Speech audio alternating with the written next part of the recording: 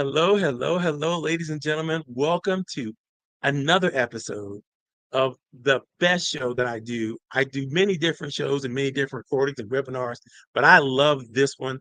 This one is my most exciting show because I get to meet and go inside the business mind with people that I consider superchargers in their universe and in their world. And I will tell you, the guy we got coming up today is no joke. He is absolutely one of the best, if not the best, recruiter for engineers and staffing experts for engineers that I have ever had a chance to experience and see. And it's probably the best you're ever going to have a chance to experience and see too. Let me tell you why. Ahmed Kurtom stays at the top of his game. He's always looking for opportunities. He's always looking for what's going on, not just in the engineering world, but he's looking at the broader picture of what's coming down the pike and what's going to be a future thing that people have to be concerned about and working with. I am blessed to work with him on an advisory council for a similar client that we work with. And he has never, ever, ever been less than the most impressive in everything he says, everything he does, everything he brings to that opportunity. And I'm so pleased that he decided to come on the show today. And today we're going to get inside the head, inside that business mind of one of the greatest recruiters in the engineering world today. Ladies and gentlemen, without further ado, let me introduce you to Ahmed Kurtom.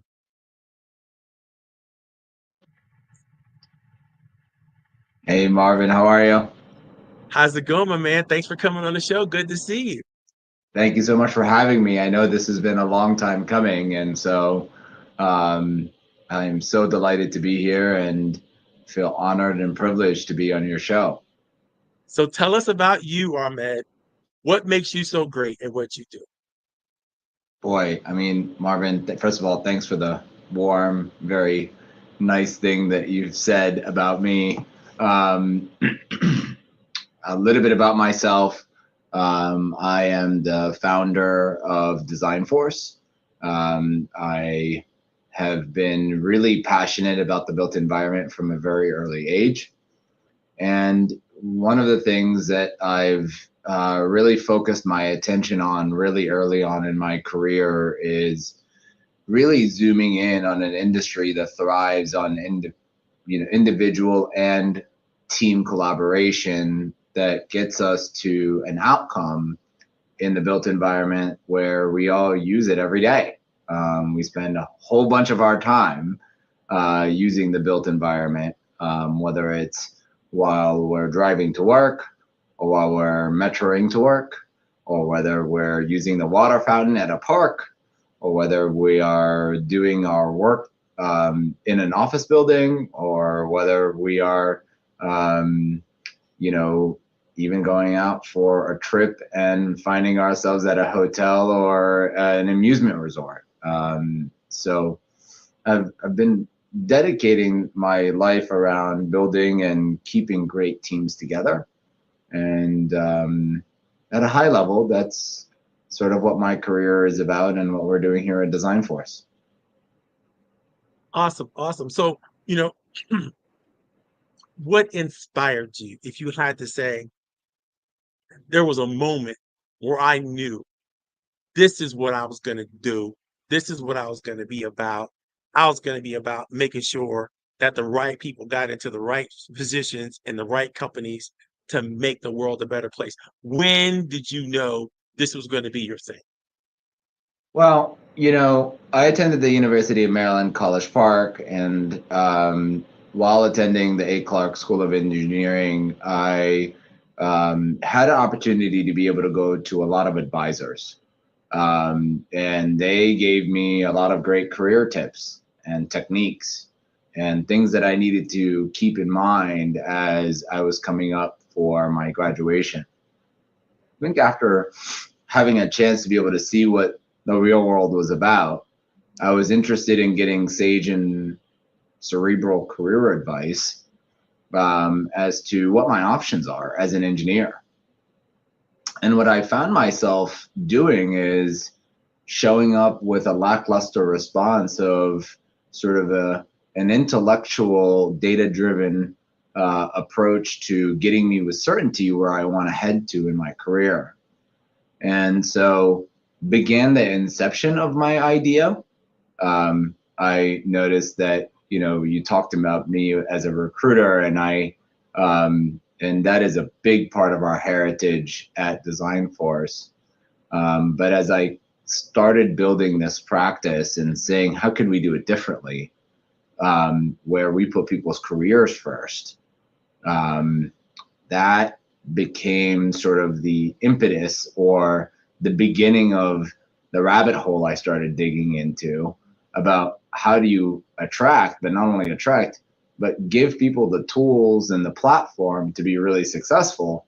And then the more important part is to get them to be highly effective and keep them engaged over a prolonged period of time. And so I think that journey started about 20 years ago. And I find myself in refinement every day. That's so awesome. That is so awesome. I was just speaking at a real estate conference, and I was talking to the realtors about my real life experience with realtors. And one of the things I told them, I let them know, you know, most of you all are so transaction oriented, you don't follow up with your clients. And so therefore, opportunities that you could have, you won't have. And what you're indicating to me is, as you even may help somebody begin a career in a space, you're still in touch with them, helping them recast their ideas and helping them manipulate and maneuver through whatever processes they have to move through as their career continues to unfold. And you're getting better and better and better at providing what they need to keep. That is amazing. That is absolutely amazing. I want to ask you a deeper question about that, but I got some other questions I want to throw at you. We might even come back to that. Now, you know, this process that we put together today, called Inside the Business Mind, is literally a process that was developed by my friend Darren Marcourt and I. We run an organization called the Roundtable, and at the Roundtable, we focus on three key ideas and concepts that we put all of our members into, we put our members through, and we measure ourselves on how well we do at this, how well we are able to help our members communicate better, how well we're able to help them encourage themselves and others better, and how well we're able to have them literally collaborate and create collaborative processes. And if you think about those key ideas, communication, encouragement, and collaboration, I know they're all important, right? But I want you to pick the one that resonates the most with you and tell me why that resonates most with you. I mean, collaboration. You know, of course, communication. I mean, you're asking me to pick one of three very difficult things to pick alone by themselves.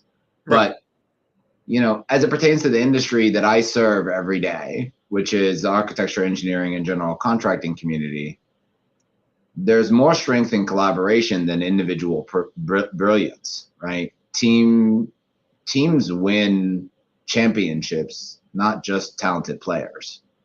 There is a difference between a good project and a great one, and it often comes down to how well the team can work together through adversity.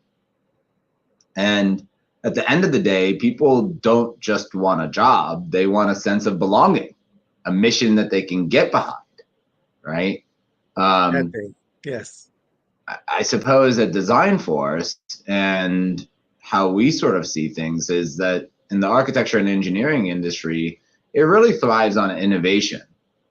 And that requires not just great talent, but getting them engaged and motivated as teams, as team members, right?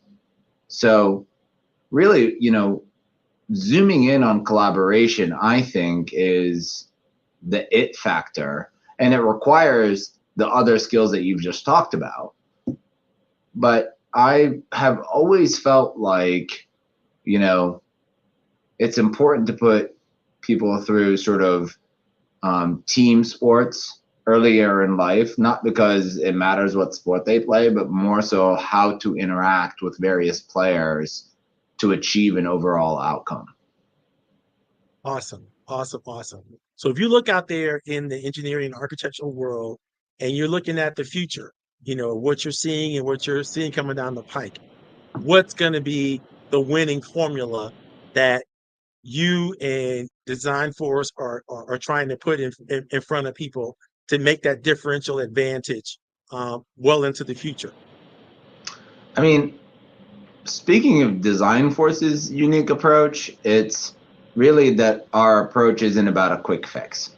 It's more about being invested in long-term solutions that provide both individual success, but also organizational success.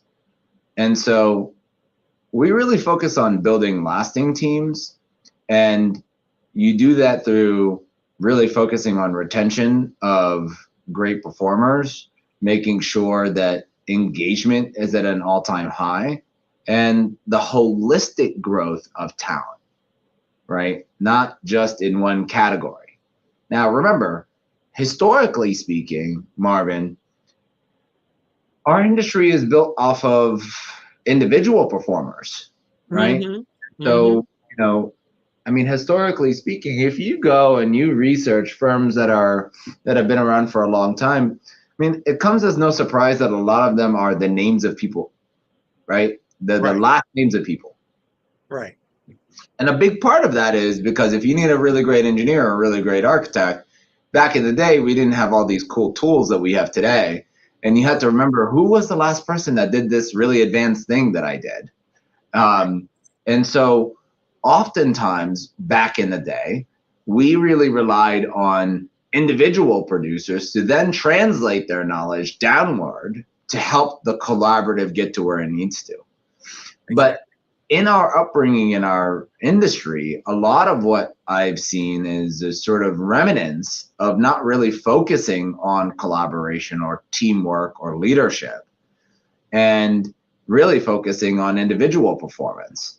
And so we are now in a society and in a specific workforce that has a huge appetite to do competency building and upskilling. And a lot of people are interested in making sure that they have well-rounded skills. And so I don't know if I've totally answered your question, but I think I'm starting to throw some darts at where the bullseye is. And I can talk about this conversation feels very clickbait to me because I'm like very passionate about every part of what we're talking about here today. It's all set up to be that. Exactly. As a matter of fact, what's important is because it's relevant. It's you're dealing with a multi-generational workforce right now that has varying different perspectives of what they want the workspace to be about and what they want to have out of their careers. And everybody is beginning to understand that holistic nature, it has to be there for them. It's not just what do I do at work, it's how does my work respond to my life? It's how does my life respond to my work? And how am I going to be able to, still be, the mother, the father that I want to be, and still be have a scratch golf game if I need to have that, and still work out and still, do the things that I really, really love doing. Hopefully I love doing my job, because that's where you're going to get that true engagement going on. But I think that's it's critical that we start to, and I don't even like the word job anymore because I love career. That's I think that's we need to start thinking about that, and we'd have less people and retention. You and me, I mean, everything you said is just spot on. And like I said, any introduction, it's always because you clearly have the foresight to where you're like the Wayne Gretzky of staff, engineering staffing and architectural staffing, right? You know where the puck is going. You're already there. you know. Um, oh, you had a thought. I see it. I see some smoke coming off that brain. Yeah, well, so I mean, it's interesting that you say that because when I first started this practice, I almost wrote the opposite model of what a staffing firm would write. Right. You know, 20 years ago, when you were in the world of placement, you had a lot of temps and temp to hire type of companies. And we had some thematically used positions such as CAD drafters as temps to help in the pinch points. Right. But my business model was like, we should run away from that, because you're not going to get the ROI that you want. And, and it's not about just filling the role. It's about retaining them. And it's about getting them engaged. And I mean, if you go and look at like the business plan that I had put together back then, it was really about, okay, by the time you've identified that you're in a pinch point in your workforce and you need an additional resource, and then you go and you ask a temp agency to find someone for you, you're going to go and tap into a talent pool that is active seekers that are not dedicated to projects where they're spending some of their time looking for their next gig, if you will. And so I said, by the time the person comes in and they start temping for you and they start giving you an impact, your project is still ongoing. I mean, the life cycle of a project within our industry is much longer than it is in other project cycles, in other industries. And so, we saw a big shift from seeing companies focus on how to complete projects to how they achieve their purpose at a higher level. Yes. So, when we come to think about the way that we partner with companies, our ideology is that we build lasting teams. We focus on engagement and holistic growth of talent. Our approach isn't about a quick fix. It's about being invested in the long-term solutions that drive both organizational success and individual success. Right. That is so beautiful. That is so wonderful. Take me to my next question. And I got a feeling I already know the answer to this question, but I got to ask it anyway. What is it? And so I teach a lot about this. Let me set this up this way. I teach a lot about gratitude and helping people understand, even if they've been in the job for 20, 30 years and they've been grinding on them and they've tried to figure out, how can I make it to my high threes, my last three? Can I get there to the point where I can retire successfully? How do I do that kind of thing? And I help them often get back to a thing we call gratitude. Right now, if you can find those moments of gratitude every week or every day in your job, what would those moments be? That thing that you love to actually do on a regular, consistent basis, every day or every week. What is the thing that you just get excited about, the possibility that you get to do during your day? So let's back up, because we have to see gratitude in a number of different lenses. So I'll start with gratitude being the cornerstone for effective leadership. So when a leader starts to express genuine appreciation, they create a culture where people feel valued, and it fuels productivity and loyalty in ways that you can't begin to start measuring accurately. Right. Leadership isn't just about giving direction. It's about recognizing hard work and dedication of your team. Gratitude reminds people that their efforts matter. Now, you ask me about, what makes me grateful. Where does it come from for me? It's two parts. Really, I'm grateful for the trust that my clients place in me, the opportunity to make an impact in their organizations. I mean, by the way, they're giving us a privilege of working on their organization, right? They are Right. inviting us to look at them in the most vulnerable state and trusting us with this privilege. And it's one that we don't take very lightly. So, every challenge is an opportunity to grow. And for that, I am grateful, right? It's easy to be thankful when things are smooth, but true gratitude, it comes from recognizing the lessons in adversity. Now, the other part that I'm grateful for is people give us this privilege of working on their careers with them, right? And by the way, it's how we spend 1/3 to 2/3 of our awake time, right? And it's how we provide for our entire ecosystem for the most part. Most individuals, they rely on their biweekly checks to be able to pay for their mortgages and their rent and the things that they need to be able to live day in and day out.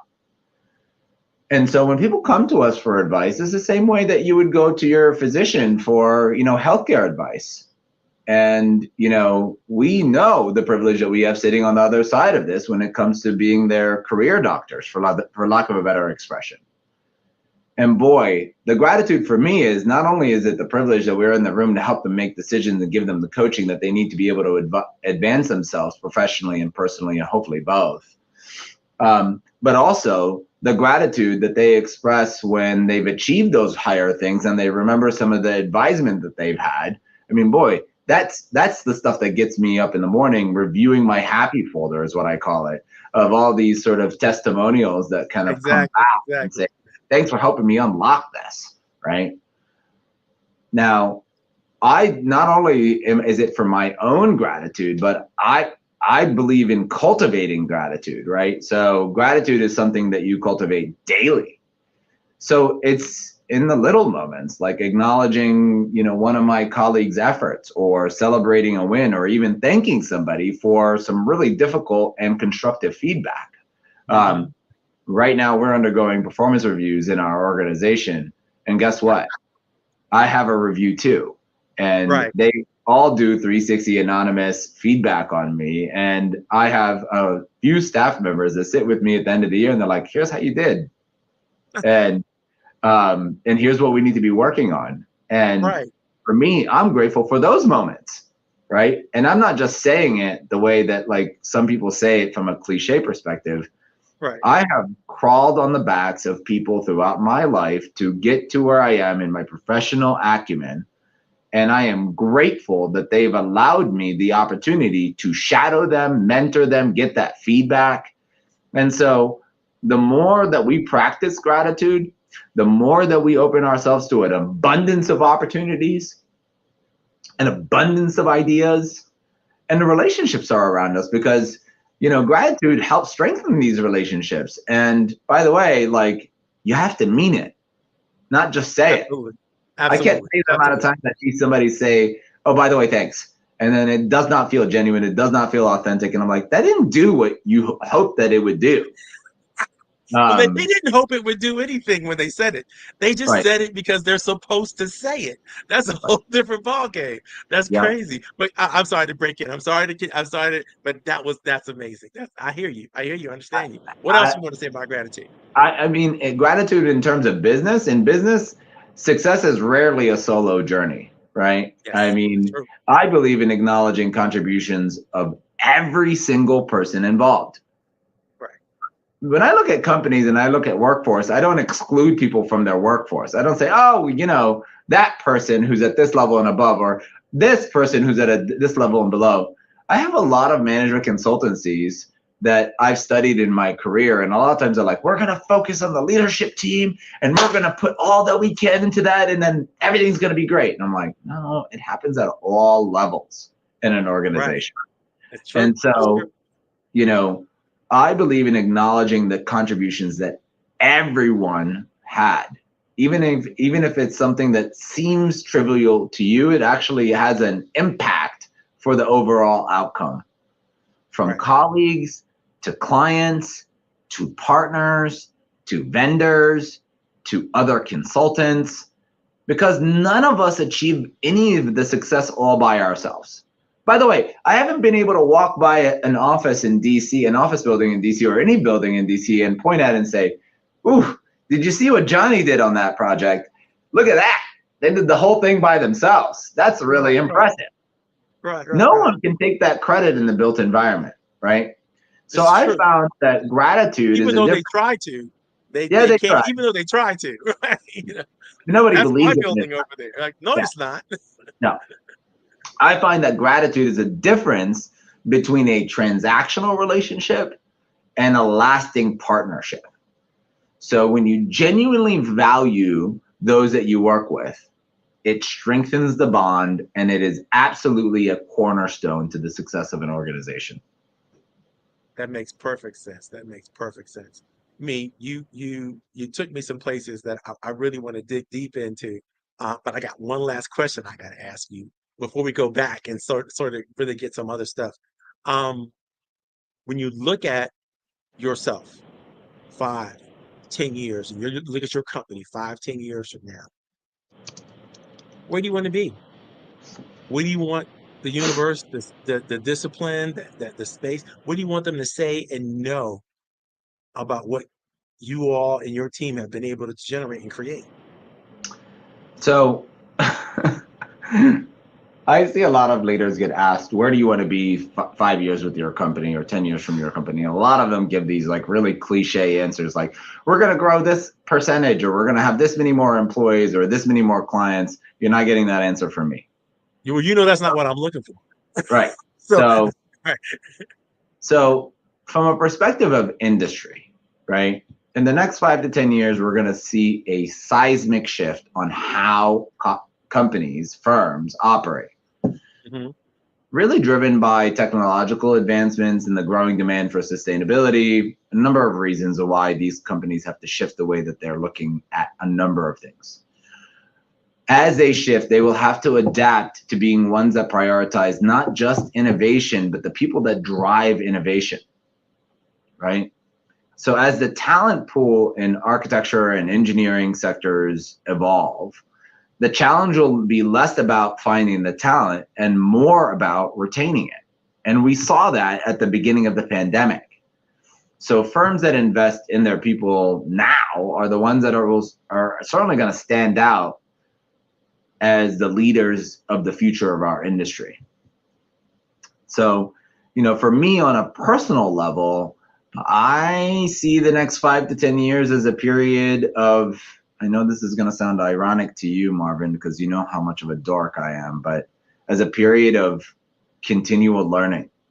I mean, the more I grow, the more I can help others grow. And I want to keep challenging myself to think differently, embrace new ideas, and build deeper relationships in the industry. So I've always been focused on building long-term relationships, not just with clients, but with my team. So over the next decade, I aim to create more opportunities for growth within DesignForce, ensuring everyone here has a clear path forward. And as we continue to scale, we're thinking about how we can be role models for our industry in the way that we look at our team. Love that. And role models in the way of people, innovation, and investment and engagement. Those are the words that keep coming out of you, engagement, innovation, and really investing in people and really putting not just financial investing in people, but doing that good emotional work that has to happen to have people feel understood and valued on a team. That's an amazing vision that you have literally, articulated so brilliantly. Um, and that's going to be a great. I can't wait to just. I hope I'm still connected to you, and Of course. when we're still doing it, because I want to be a witness, just sitting on the sidelines, going, "Go, Ahmed, go!" Just make it happen. Because I think that you're on the cusp of something that is brilliant in your field, and it's going to make a big difference for a lot of people. Um, if you get to keep doing it, God willing, and the creek don't rise. My grandfather would say, you'll get to be here and keep doing it. I know you had to overcome some serious obstacles, physically and in family and all that kind of good stuff. But you're still here, you're still doing it, and you're finding better ways to do it. Anybody who's saying to me that, I'm a continuous learner, I already know it's going to continue to contribute, because the more you know, the more you grow, the more you connect, the more you develop relationships, the more people depend on what you know. Next thing you know, you're just the go-to guy.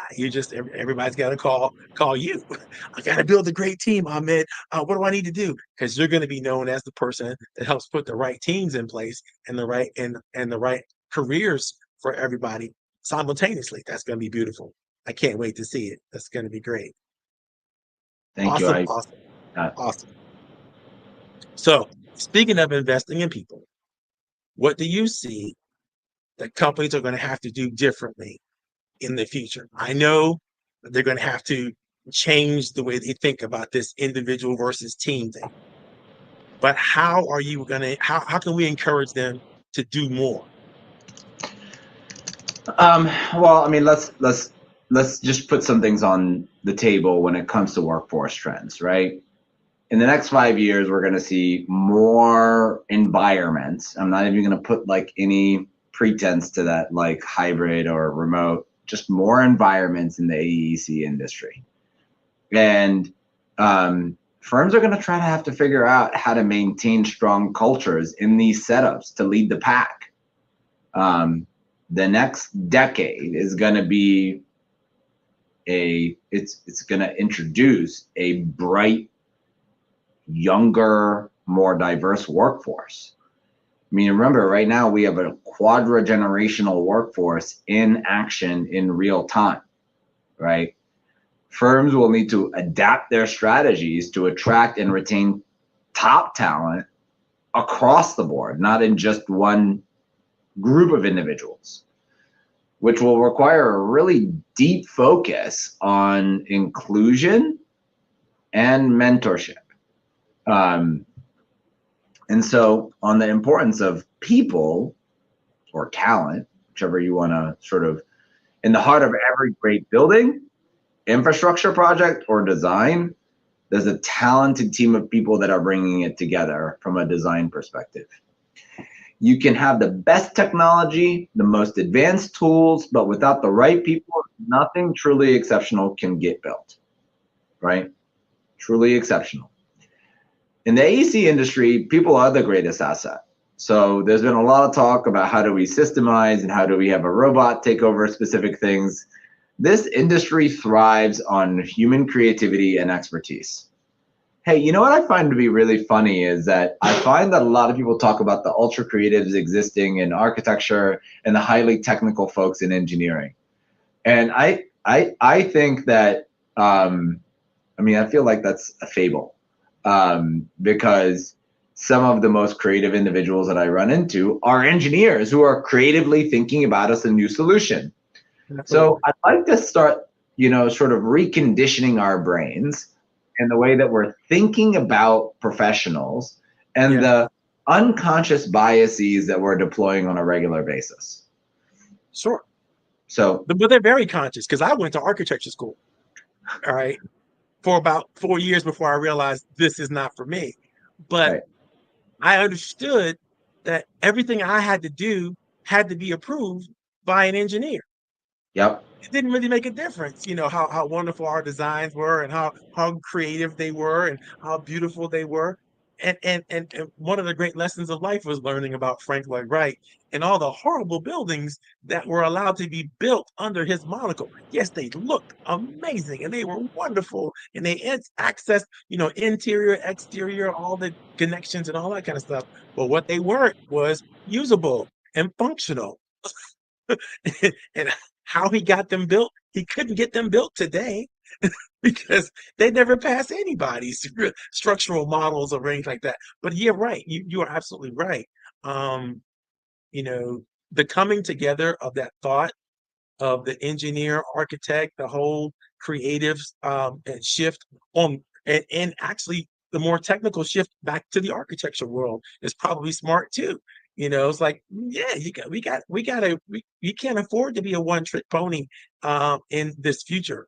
You know, you have to be able to do it all. You have to be able to, you know, and not sacrifice anything in the doing of it, which is more efficient anyway.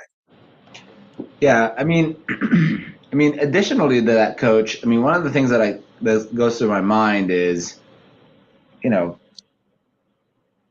not an exaggerated number, but I'm going to say thousands instead of tens of thousands. I'm going to say thousands of people that I've met with and done career appraisal with throughout my career.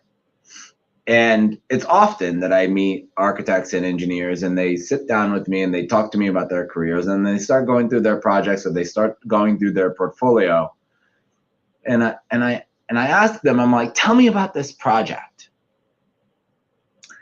And oftentimes you would think that they would go to the final image and say, look how amazing or beautiful this building is.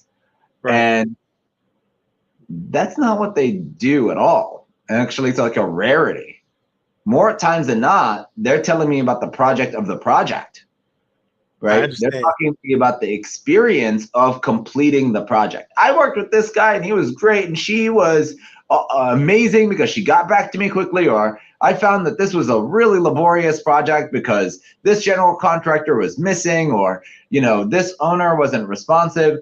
And so it really, you know, the experience that an individual has working in a collaborative to be able to deliver the work that they do. And so what sets successful projects apart is how well teams collaborate. Yes. So, you know, when you have a seamless communication between architects and engineers and construction teams, the result is a project that exceeds expectations for stakeholders that are involved. You know what is brilliant about what you just said is us normals out here looking at this whole thing, looking at the finished result, have no clue about how the cake is made.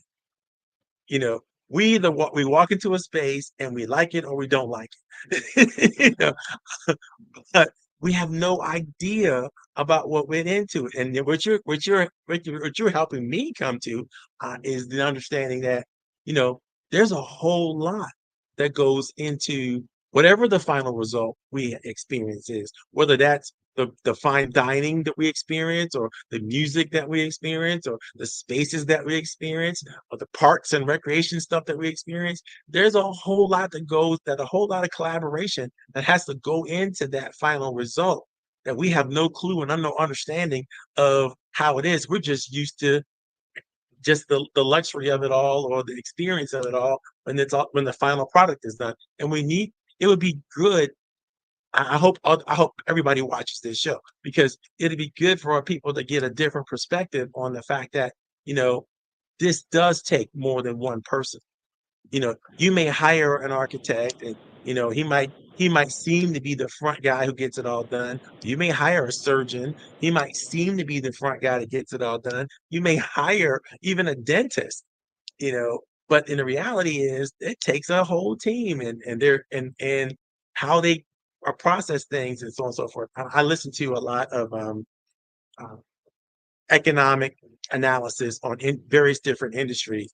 And I will tell you how one economist breaks down the same industry is different than how another economist will break down the same industry. And they'll give you a whole different perspective on the thing, just because of how they've seen the experience of it all show up. Yeah, I mean, look, you know, we can talk about sort of what's ahead of us in the built environment, but one thing is true. We have an absolute looming talent shortage and an increase in project demands. Yeah. So the architecture and engineering industries will need to go through a crazy amount of innovation, not only in design, but in how they structure their organizations and prepare these shifts in the way that they do work, right? Yes. And so, you know, to be able to accomplish becoming the employer of choice, because remember, when you look at the built environment, it's a really intimate group of individuals across the United States that actually do this work, right? Right. Real deal organizations in the AE space that are not doing sort of, you know, your small little like shed type projects, but, you know, the ones that are the business to help get most of our projects built is what, 1.5 million of us in the US, Yeah. maybe two, maybe there's 150,000 firms in the United States. We're right now operating, let's call it very conservative, 3% unemployment rate. I know it's lower than that, but let's call it 3% unemployment rate. That means we're basically totally at capacity. Right. Right? Of the talent that's out there. Right. And so if you're not focused on how to become the employer of choice today, that train, you won't be here tomorrow. That train is going to fly by your stop, because it's a high-speed rail, by the way. And your company will just evolve into something else or devolve and go away. And so I know that we prepare a lot of organizations and guide them through these shifts. But, you know, what do I really want? Our focus as we continue to think about the challenges and the resiliency of our industry is we have a really demanding industry with really tight project deadlines and really complex solutions that we're doing for what seems to be pretty basic projects. By the way, our naked eye can be fooled by what we're seeing in the built environment and what's going on between the walls and the amount of systems that are going into buildings these days. Yeah. So, you know, from a perspective of materiality, energy consumption, sustainability, actually optimizing and testing it and making sure it works right, you know, like commissioning and retro commissioning and looking at where failure points could happen with a building, they're getting more and more challenging, more and more sophisticated. And so these challenges are going to be really tough to tackle when you have an incoherent team. So your thought as a building leader right now, if you are leading an architecture firm or an engineering firm, you have to be thinking about the strength of a firm being measured on how well its people handle problems or adversity, right? You have to be able to say, okay, let's say a project does go sideways. How fit is my team? Saying it in a different way, and I dislike making sports analogies, but you know, we see championships won during adversity when we're in triple overtime and it's raining outside or snowing outside. Which team was more ready? Which team was ready for the hardest period or quarter or part of the game where more showed up, right? And more challenges started to happen. And so what I think a lot about is the value of mentorship and the knowledge and the expertise being translated down from one generation to the next, and ensuring that the industry continues to thrive and adapt itself to the new challenges by making sure that all voices within the company are able to provide insight from what they see from their vantage point. And so it's, you know, culture is the invisible architecture of any firm, right? Yep. Culture is, you know, I think that a strong people-first culture, it fosters innovation, it drives excellence, and it creates a sense of loyalty that a lot of people have been using that word sort of in a very cliche way, and I wonder if they mean it the way that they mean it, right? Yeah. So they don't know how to mean it, because if you don't experience it, then you're basing what you think about it based on other experience, things that you've read about, people that have introduced a concept or an idea to you. That's why we're having a lot of pushbacks right now with diversity, equity, and inclusion, right? We're having a lot of pushback because people didn't really understand it when they said they were going to adopt it, didn't really have a clue what it might look like or be like. And so they never really put full effort and energy into adopting it. And now we're going, well, it doesn't work. Well, why doesn't it work? Because there's no academic or social reason why it wouldn't work. There's no real data that prove that it doesn't work. It's just a feeling, and it's because, you know, we get the feeling obviously for a lot of the wrong reasons. You know, they're not really driven by actual information. You know, Yeah, just you know, guts. I mean, look, you know, Coach, one of the things is we know that we're not in the right place in culture for our industry right now. And the biggest part of the reason we know it from an evidence perspective is we got into a place where employee confidence was high, knowing that they had an abundance of jobs out there in 2020, 2021, 2022. And what happened? We had a great resignation happen. That's One right. out of 4 or 1 out of 5, pick the number, whatever statistic you want to believe, Right. quit their job in those 2 years. Right. And the other ones are quitting in place. And the others are quiet quitting, or, Yes. or they're quietly getting fired now, or they're, it's very clear that engagement is a big deal, and engagement can only occur when you have a cohesive culture. So, I feel like if we actually put the real time and credence into that, I think maybe we can move the needle and actually make sure that it's not a cliche word. Well, I am absolutely positive that in this industry, you will be moving that needle. And I'm absolutely sure about it. Because the people I know who are involved in the industry right now, they just don't have it. They don't Yeah. have it. They're not going to make it. They're not going to make the long term. They're not going to be there. But you'll be the champ. You'll be the champ that's not talking it. That's just not talking it, but walking it. And because you have that kind of integrity and that kind of stick to itness, and that's a great thing. You got to have that. You got to have that. And I think your team has just performed with excellence and will continue as long as you have those core principles and ideas underneath you. There's no way you could lose. It's impossible.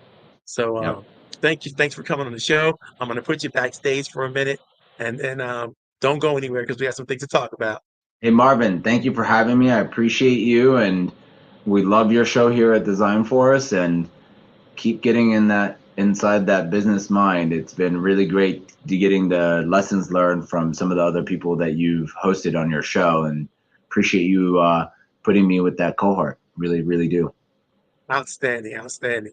Okay, ladies and gentlemen, I told you we only bring the sharpest inside the business mind. We bring talent, we bring information, we bring ideas that are going to move the workforce and move the culture forward in a big way and in a grand way. Not necessarily a fast way, but in the right way.